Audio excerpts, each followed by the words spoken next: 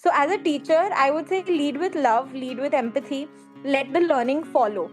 And speaking of learning, every student, of course, has unique strengths, whether someone is a logical thinker, someone is a creative person, someone has good interpersonal skills.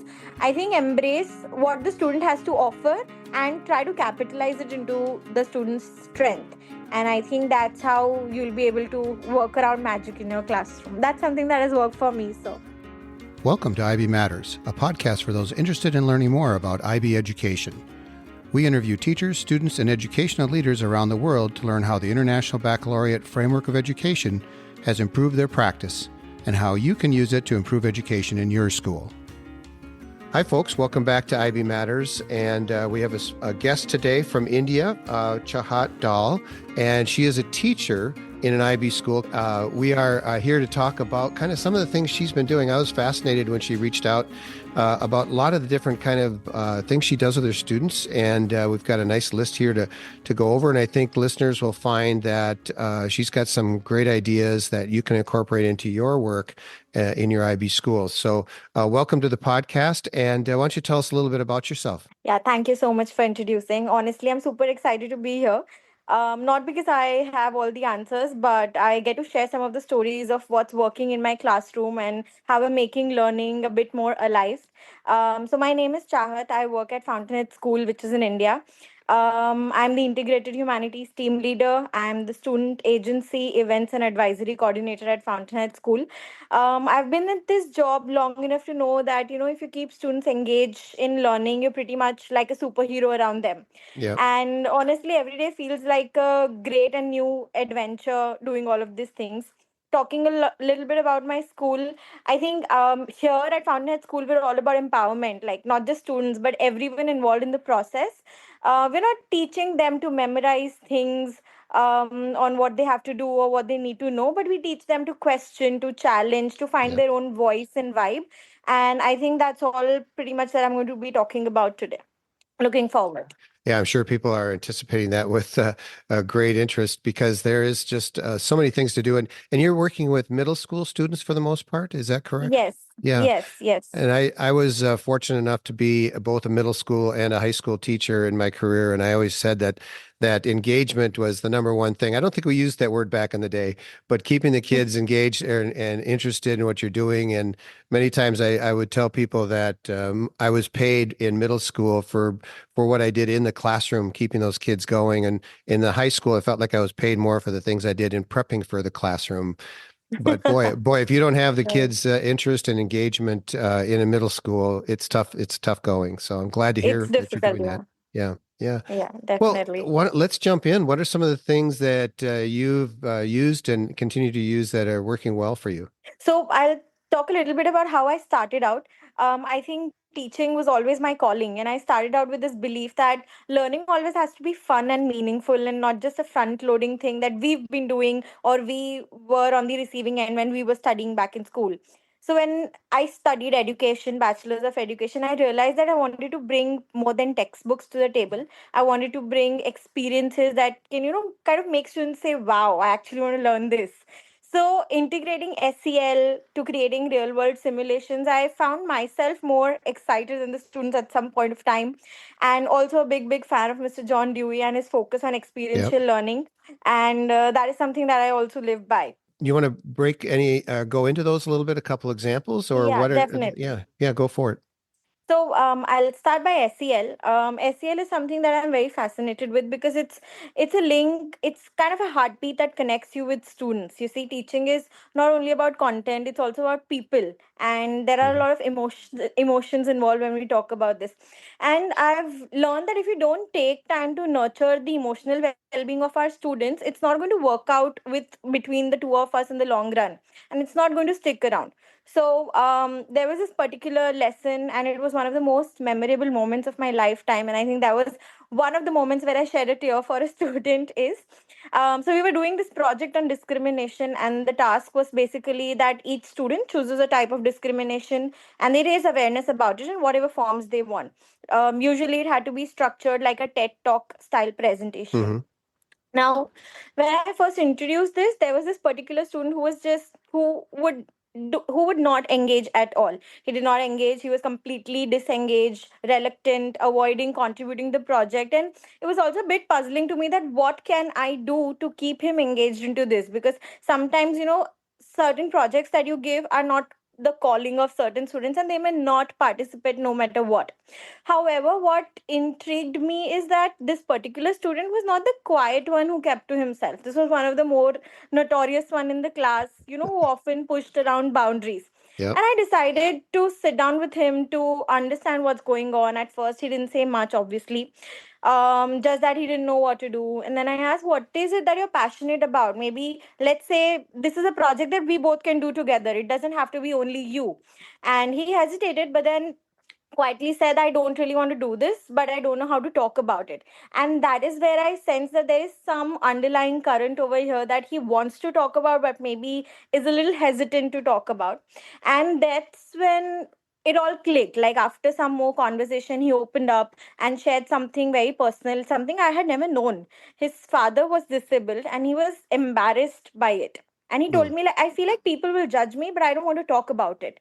And he would also joke around about it.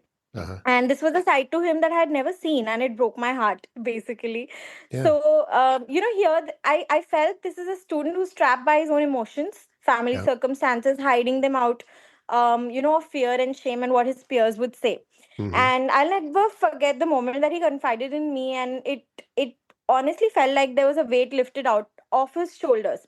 He also cried in front of me. I sat with him, validated whatever he was feeling. It was then we started working together, on this new angle on his TED talk. And Hmm. he would speak about disability discrimination using his own personal experience as a foundation.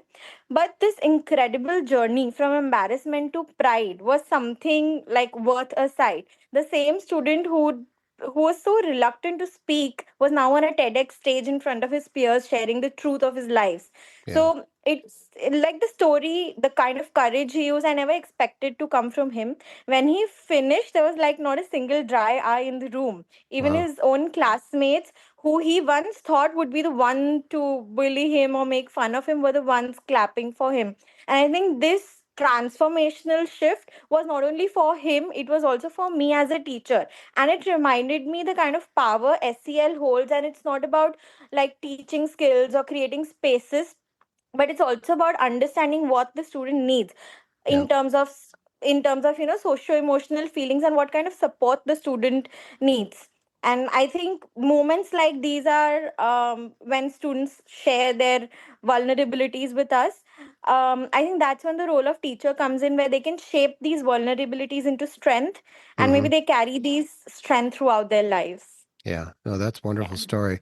Yeah, and it's Yeah. interesting because you have the space to do that as a teacher and as IB teacher in particular, and the MYP, because that's part of Yes. what you're out there doing. I mean, trying to develop Yeah. the student, the student's uh, profile and just understanding, Definitely. where they're coming from. So it's not that every teacher could do that, but I think Definitely. it's having the space to do it in your and not being focused entirely on an exam with answers that have to be right at the end. And so those kind of opportunities are something special. Of course, the kind of, yeah. Go ahead. So, no, I was just saying that, of course, the kind of freedom IB offers to us as teachers is something that we can really capitalize on. I mean, the beauty of inquiry based learning is that I was able to tweak that particular project or lesson for that student. Had it been a traditional or a conventional setup, I'm not very sure if I would be able to do that. Hmm. So, yeah. Yeah, there's so many ways to find out what students know, and we're asked to in the framework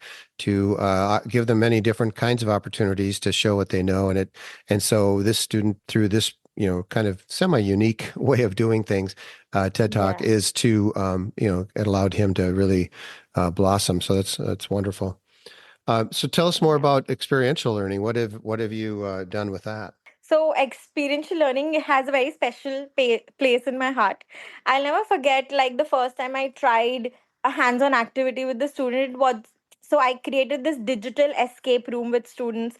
I've used applications like Hello History AI, where students have literally talked to profound people in the past from Okay. the past, and they've done something really hands on. So one activity that we did was we carrying forward to the same unit or topic of discrimination, I felt that telling people's stories or telling what other people are going through is not making enough of an impact. When that is when I came across this concept called human library, and it is something that really intrigued me. So basically, human libraries are concepts where you host a library, but instead of books, it's people who are going to act as human books, and these people are from different sections of the society.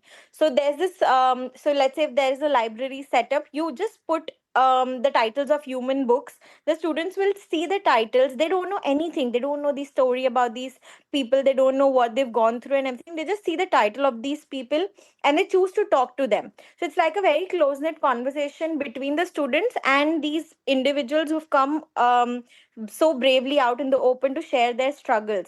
And these people or these human books range from someone who's from the LGBTQ community, someone who's physically disabled, mentally challenged, third country child, and all Uh-huh. of these things. Now they have their own different sort of struggles that we also do not know or fail to understand.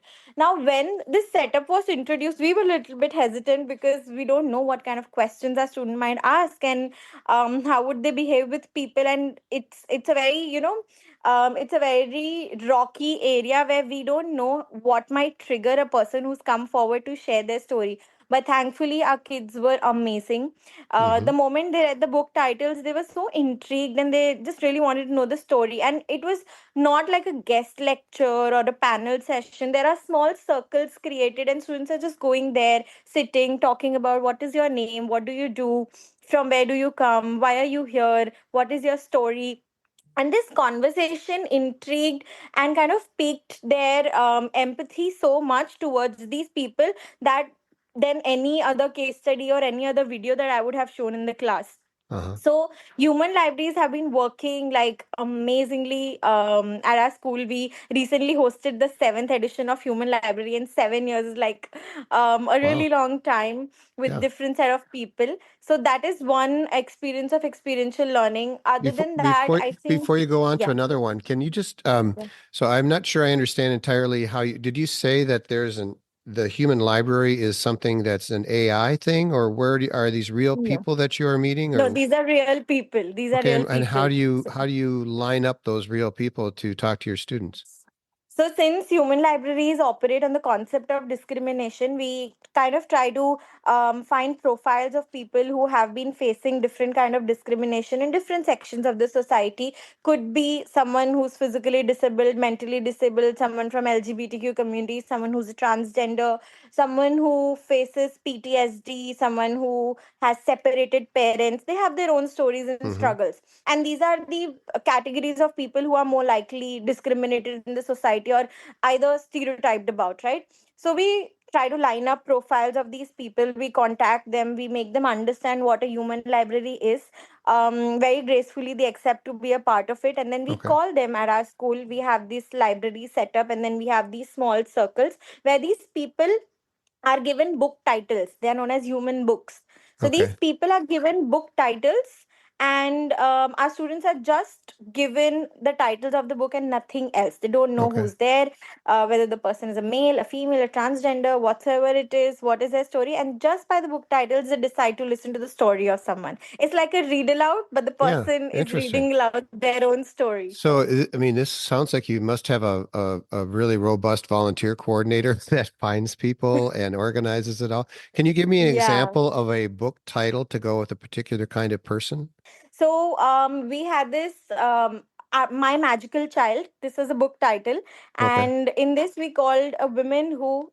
Sorry, in this we called a woman whose kid has Down syndrome, and Okay. she is currently the so she fought with various people, various organizations to give to ensure that her child gets the recognition Yeah. that she deserves. Generally, people with Down syndrome are not given admissions in schools very easily because basic schools who lack the facilities of social emotional needs, they will straight up, like, say no. to getting them admitted to the schools. So she basically fought. She's also, I think, a very she's all the woman that I'm talking about is also a representative or a speaker of a very big organization for the Asia Pacific region for the Down syndrome kids. So there's this, I'm unable to recall the name of the organization, but she's a Yeah. head, and she's voicing out opinions for children with Down syndrome and parents who are also struggling. So she also has this support group for parents of Down syndrome. So of course, children are the one who are facing, but the parents also have a huge emotional turmoil Yeah. throughout their lives. So Wow. she also runs that, and then hearing her story was also something that moved the students a Yeah. lot. I mean, Well, when you said that title and then what she was to talk about, I actually got chills sitting, on the recording here. I'm just going, "Oh my goodness, that is quite profound." So this, again, I don't mean to focus so much on all the logistics of this, but so you have people waiting on the phone for like a 45-minute period that are expecting a call, or are there some people that don't get called because the students don't pick out the titles? No, we ensure, so we have a huge cohort. We have Okay, 160 students in one batch. got So it. there's very less chances for someone to miss out. However, we ensure that we layer it in a manner that every guest at a given point of time is getting only 3 to 4 students to talk to. So that Got it it. doesn't become like this huge guest session sort of thing, but we want it to be very close knit and Sure. personal. And these students, these people, these human books actually travel to our place, to our school, where we keep this set up in the library where they're sitting at their Okay. tables just with their titles, and our students visit them. So this is not happening on call, this is Oh, happening it's real in life. person. Okay, okay, Yeah, okay, in okay. No, that, person. that clears it. Thanks for taking the time to clear that up because it's such a Sure. cool idea that I thought our listeners would want to know a little bit more about how to actually make it Definitely. happen. And I don't know if this is, did you learn about this somewhere else or did you guys create this idea? I've never No, heard no, it. it is actually, so this is, I think, originated in Netherlands. I mean, there's an Okay, organization that works with the human library. They also grant licenses to host human okay, libraries, and you I have to see. apply, and there's a whole bit of procedure and Okay, everything. We also had this very interesting guest. The book title was The Third Eye, and this person was actually blind, and the students wanted to know what third eye means. And third eye basically holds a very cultural significance in Indian mythology, and they thought it would be yeah, something or someone who would know a lot of a mythology and everything. But then when he visited, so this person actually is not very well educated, because obviously lack of basic facilities with respect to education. But then he was so excited to share about what all he does with his life, how he operates his phone even though he's blind. And he's someone who was not born blind by birth, but I think it was I don't exactly remember yeah, the term, but he got blind a lot later in his life. So how did he adjust with his life, how basically he operates, his phone. He wasn't so excited to share. He is carrying this device in his wallet, which will kind of scan the notes, currency notes, and tell him what amount this currency note is, so that he can't get conned by people and everything. And students were yeah. so fascinated to know that there is so much in terms of technology also being introduced for Hmm. inclusion for these kind of people. So Nice. That's great. Yeah, yeah. thanks. That's a great example of the experiential learning. And I just it's completely new to me. So listeners will hear I was completely dumbfounded by the whole thing, but Wow. maybe it's really common. You have another thing that you had asked to talk a little bit about, and I've heard versions of this other places, advisory circles. How do Yeah. you operate those? So yeah, so basically advisory circles are where like the real magic happens. Like it's where we're not just discussing curriculum and grades. In a particular day, we have one slot of advisory circle where there are two mentors and we have mentees in the class, where they do truly connect on a human level. They leave all the curriculum, all the grades, all the things aside, and they're just, it's like a mix of mentoring, team bonding, occasionally celebrating certain days that might seem small but end up making a really big impact for them. And one of my favorite moments from advisory was during a vulnerability circle. So we told the students, today we're going to talk about things that we're afraid to say out loud. And predictably, of course, there was some hesitation, and you could practically hear the collective gulp in the classroom. And they were like, we have to talk about our vulnerabilities or something that we don't Yeah. want to say. But then there was this one student, usually a very quiet boy, and he spoke up and he spoke about something which was very personal to him, and then the entire room went silent. And then, to my amazement, more students started sharing one by one. They opened up about fears, they have opened about insecurities related to examinations, worries they may have not spoken about. And the whole circle became this beautiful exchange of vulnerabilities, where we are just talking about things that we are afraid of, talking about things that we worry about.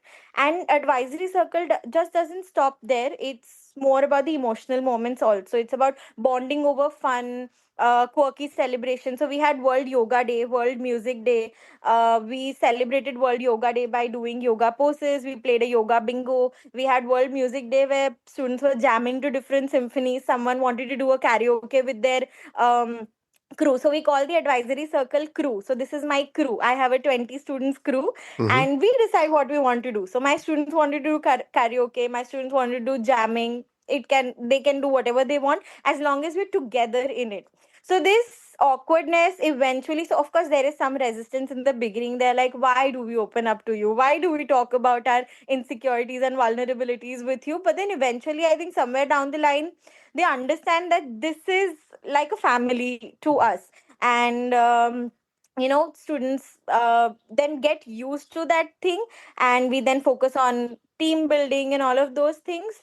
It kind of helps build the rapport, the trust of Mm-hmm. students. I also remember we once had, so we host TEDx youth at our school, Fountainhead School, and we had a mock recording on a particular day. And there was this one student who's sharing the story. So her talk was entirely about her mom getting cancer and how she dealt with it. So that was her story about. And she was very well prepared. Whatever we had done before, wherever she had recited a talk to me and everything, that was all perfect. But on the day of the mock recording, she said, "Ma'am, I'm completely prepared. I'm completely ready for it. But I just want my mentor to be here." And I said, "Yeah, that should not be a problem." But her mentor wasn't available at the moment. And she's like, "Can you please wait? Because I really want her to be here, because I was the one who was not ready to speak about this particular topic at all, because every time I spoke, it would like be a lump in my throat." But Mm-hmm. then she brought me out of this insecurity and vulnerability. And today, when I speak about this on the stage, I want her to be there to see that what I've achieved in this span of year. And that really, I mean, moments like these tell you how, how moving you can be, or how much you have made an impact or a change in a student's life. So Mm-hmm. advisory circles basically do that. There's no fixed agenda. Basically, we Yeah. have questions of the day. So we'll just start with sitting in a circle, and I'll pass around a question. Let's say, if you had one superpower, what would it be? And Yeah. everyone talks about n number of superpowers that they would want to have. Sometimes it's about light topics, sometimes it's about a little bit heavy, sometimes we're doing team building and we are playing games, sometimes we're doing a blind trust walk, Yeah. obstacle course walk, sometimes we're going out and playing with the students, we are playing pickleball or volleyball or football, whatever it is. Yeah. Sometimes we're just sitting together and talking about. So we also had this thing that we did, which was celebrated yoga day, where they were doing different yoga poses, they were taking up yoga challenges, trying to break yoga records.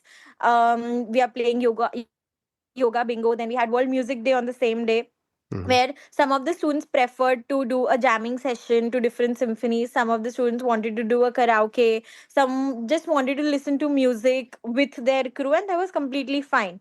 I Mm-hmm. mean, they were enjoying each other's presence. We also had this activity called blindfolded obstacle course, where students are kind of trusting their peers to get them through this particular course, and they realize that how important communication is. We also have sessions in advisory where we are focusing on different ATL skills. We had this session on cyber bullying, we had this session on how to stay safe online. One of the very interesting things that we did actually was, so we were working around cyber safety. We were talking about cyber safety, how it is important and everything. And our students just said that, "Ma'am, we have been learning about this since years. We are Yeah. very well versed with the cyber safety policy of our school and everything. We don't want to talk about it. So I said, okay, let's talk about cyber awareness, cyber presence. That is something that we'll be more interested in. I think you all know about it. What is cyber awareness? What is cyber presence? And then they were like, yeah, comparatively, yes, we know. So I said, do you know how to write an email? Do you know how to draft an email if you are writing to someone? Do you know uh, how present you have to be? Do you know what kind of websites you should not click on, or what kind of links you should not click on? Then they're like, yeah, obviously we're in grade 10 and we know how these things work. And then I said, do you know grade 4 and 5? Do you think grade 4 and 5 students would know all of these things? And they were like, maybe, we're not sure. They are very recently introduced to devices and technology in the school context. And Hmm. then we're like, let's take up on a project where we are creating these posters or tutorial slides to guide them on what kind of websites they should not click Sure. on, what kind of how to write an email and everything. And this entire class worked on 5 to 6 different things, and we actually took it with the younger kids. And Yeah. that was some really good student agency in action. Because and this was only possible because advisory gives you that scope of kind of tweaking your plans and going how your crew wants to go Yeah. about it, while not losing the essence of it. So, advisory, to sum it up, I mean, there's a number of examples that I would Yeah. go on talking about. But I think to sum it up, advisory circles kind of create a community, and it's not just about emotions, but also creating a safe space for students where they know that they can be imperfect, they can laugh at themselves. More importantly, they also realize that they're not alone, their peers are with them. Yeah. And these moments, these shared struggles, silly celebrations that we have, the quiet victories that we have, that make advisory so much more than just a time in the schedule. So Yeah. initially it may seem like it's just a time block in the schedule, but then eventually it is not. And I've seen the quietest students transform into confident speakers, ones who have always been like out on the outskirts. They shine in group discussions. And because some students are not at all good with discussions, they will not participate in discussion, like no matter what. But the moment I said, let's jam today, let's sing songs today, the lead guitarist will come in and he'll bring in all his instruments and he'll be like, I'll take the session today. So I mean, that is really quite a revolution in a Yeah. classroom. And no one knows what's happening, but it's changing the way they approach their life and the learning. I mean, that's the beauty of Yeah. it. That's great. So, do you have Yeah. those students? Are they all in a single grade, and do you have them for a year, or do you follow them through Yes, their? for an entire year And you in a have a single different grade. advisory group. The next crew, the next year is a different Yes, crew. Okay. yes, And then you teach humanities, right? You said you teach yes. okay. And so do you find that some of those things that you talked about that happen in advisory and some of the other activities that you did, do you incorporate those like in the classroom as well? Or are there tools that you use that are similar? Yeah, definitely. I think the human library context that I talk about is directly related to one of our units, which is discrimination. We use a lot of TED lesson plans. We also host TEDx youth events where we run this TED club. We teach them how to create talks and everything, and then they great talks. One of a very famous application that we use is Hello History AI, where students can have discussions with AI versions of historical figures, which could range from Gandhi to Marie Curie. And the engagement, I mean, it's all about questions. They know that there's a person who existed in the past and has made an impact, and they are curious to know more from him or her directly. And then they ask questions to that particular person, and then the AI obviously answers on behalf of them, but that's like a conversation that's going on. Other than that, I love having silent debates in my class. Of course, the traditional debates are something that everyone loves, but there are these certain platforms like Kialo debate and Parallel ideas that have been real life savers. So it's fantastic for facilitating reasoned arguments. And so it builds upon, so what you can actually set up Kialo in a manner that I give you a prompt and you have to choose a side, whether you're for and against. You add your argument, and we can also set certain instructions and guidelines that you have to counter at least two different arguments. You have to upvote or downvote at least two different arguments, and that's how this entire debate chain is built up. And then we take a print of it and put it up in the classroom, and then we have a discussion on it. So I think that's also something that has been working amazingly well. Hmm. Other than that, I think Jeopardy, Bingo are common things that we're Yeah. using. We use there's this very nice website called Information is Beautiful.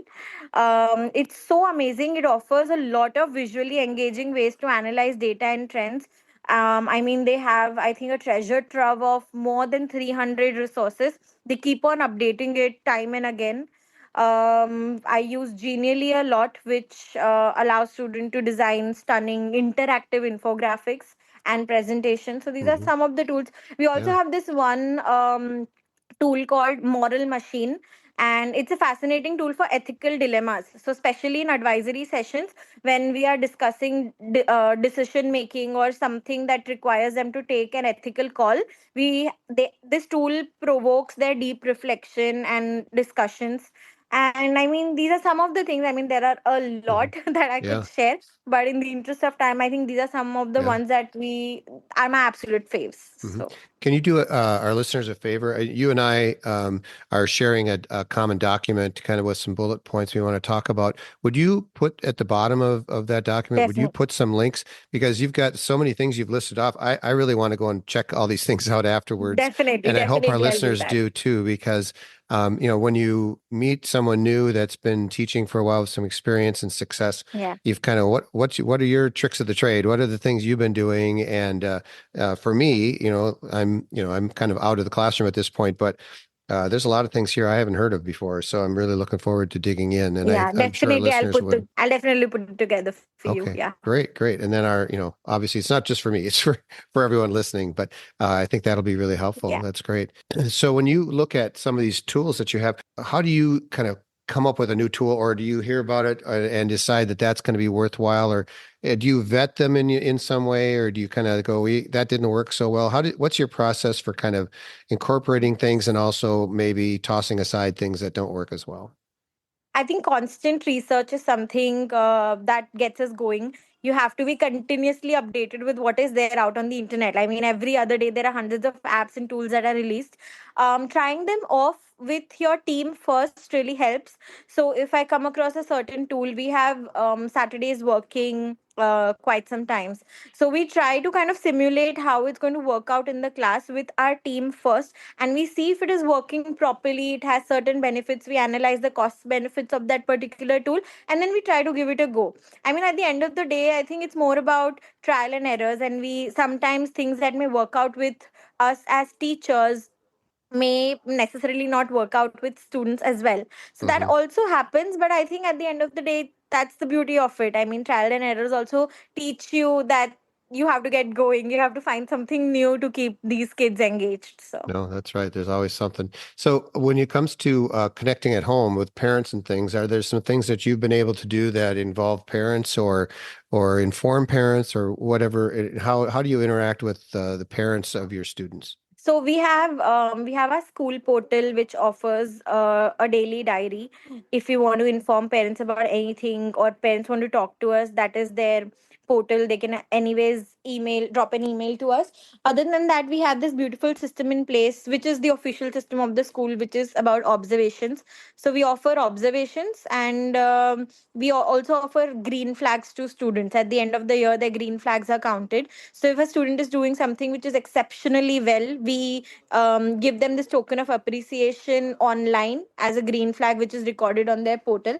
That is the official way of doing things, working extremely well. It's kind of centralized and everything. But I think my personal favorite is, this is something that I do on a personal level, is I make appreciation calls. So a lot of times people have heard teachers calling parents saying that your kid has done something bad, or your kid has done this, and you need to really understand or talk to him about this thing. What they do not expect is a teacher calling them personally and Hmm. appreciating that your kid was fantastic in my class today.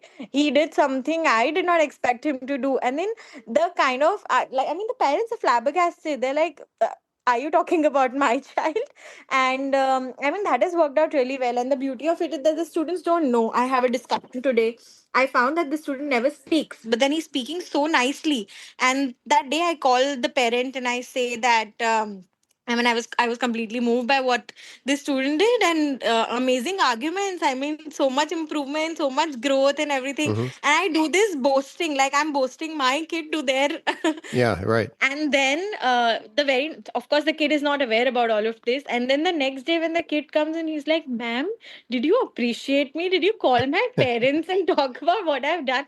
I mean, Right. I said, yeah, you totally deserved it. And the kind of ego boost the kid Yeah, gets that's great. after that is, I mean, I have 10 times more participation from the kid, and I think this works like magic every Yeah. time for the kid. What advice do you have for teachers wanting to kind of develop these things? You talked about vetting new ideas with your peers and so on. Anything else that you have or that you'd like to recommend to people about these ideas? When I'm mostly talking about SEL or advisory circles or experiential learning, we want participation from the students. And my advice, something that has worked with me in this context, is that if we want our students to be open and vulnerable and kind of want to share things, we ourselves should not be afraid of being vulnerable. So when Hmm. students see that I am willing to be open with them and I am willing to take risk, it also gives them the courage to do the same. Of course, my classroom is more than just a place where content is going to be delivered. Like, it has to be a place from day one where my students feel that they can be seen, heard, and valued. So from day one, I have to establish that rapport with my students in a manner that there's this boundary of respect, but also they know that I'm approachable to them whenever they want, in whatever context it is. Of course, in context of the content of the subject is one thing, but other than that also I have to be a mentor in true sense. I should not be very, like, as a teacher, you should not be very concerning about grades. Of course, grades are important and we have a whole pedagogy and ideology about it, but I think when we're talking or emphasizing on SEL, it's also about connecting with them. Once that bond is there, everything else, whether it is SEL, whether it is student agency, deeper learning, everything will eventually and automatically fall into place. That's where the magic happens. So Hmm. as a teacher, I would say, lead with love, lead with empathy, let the learning follow. And speaking of learning, every student, of course, has unique strengths, whether someone is a logical thinker, someone is a creative person, someone has good interpersonal skills. I think embrace what the student has to offer and try to capitalize it into the student's strength. And I Hmm. think that's how you'll be able to work around magic in your classroom. That's something that has worked for me. So, That's wonderful. Great. yeah. Yeah, and I'm sure your students appreciate that. I can hear in your Uh, voice your own personal excitement about having this career. And how long have you been teaching? Officially 6 years, Wow. but I have been a teacher ever since I was in college. So I used to Okay. teach kids of grade 10, 11, and 12 back then also, but there was tuitions and coaching classes and everything. But officially with Fountainhead, I've been associated with them since the last 6 years. Yeah. Well, congratulations. Your Thank you. students are lucky to have you, I'm sure, and we're lucky to hear from you about these things. They've got a great energy. Anything else that you want to share from our conversation today, or that we haven't included already? There's also one thing which is about student agency, Hmm. that I think a lot of followers or people already know about. And I firmly believe that if students don't have agency, they're just following orders. They're not truly learning. Hmm. It's when they have ownership of what they learn, that's when really the magic happens. So, they extend beyond the classroom. They participate in student led events, clubs, projects. So, one of my favorites was during a unit on certain global issues, I gave them the freedom to choose how they want to demonstrate their learning. So someone was working around essays, but others got creative. So there was this group that made a podcast, some made a website, someone was so invested that they went on to host a particular event on SDGs and everything.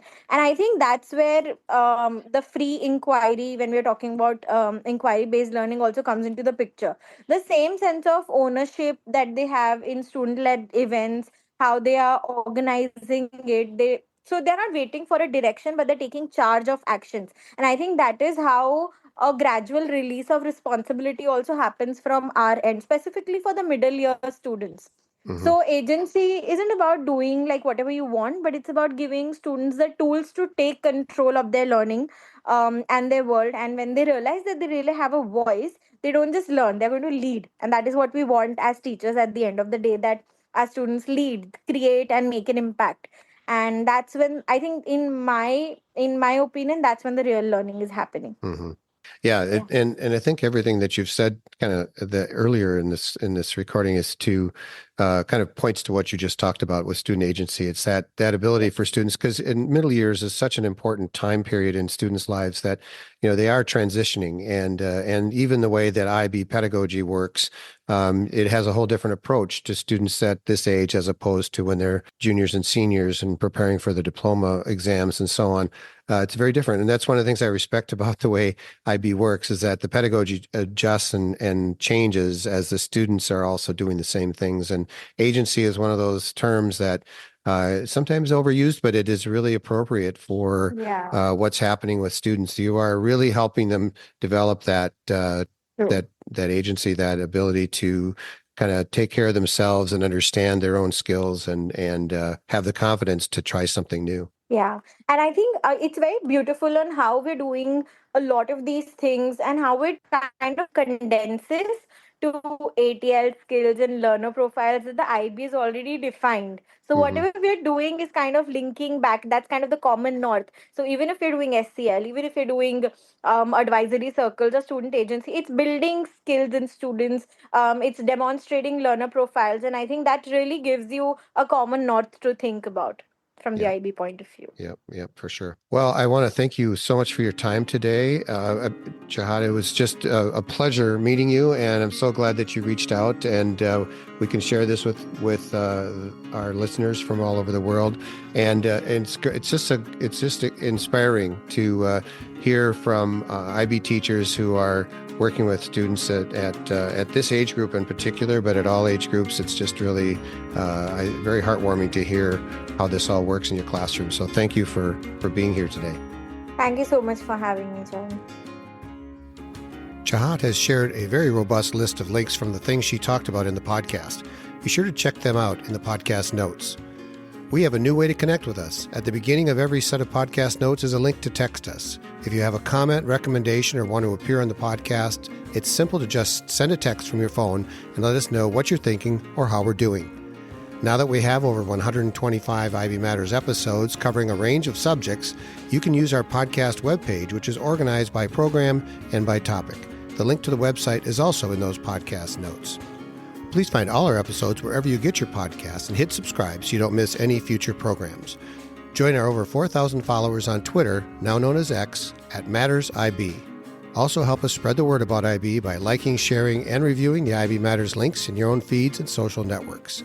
In our time on the air, we've been heard in over 175 countries, a testament to the global reach of the IB.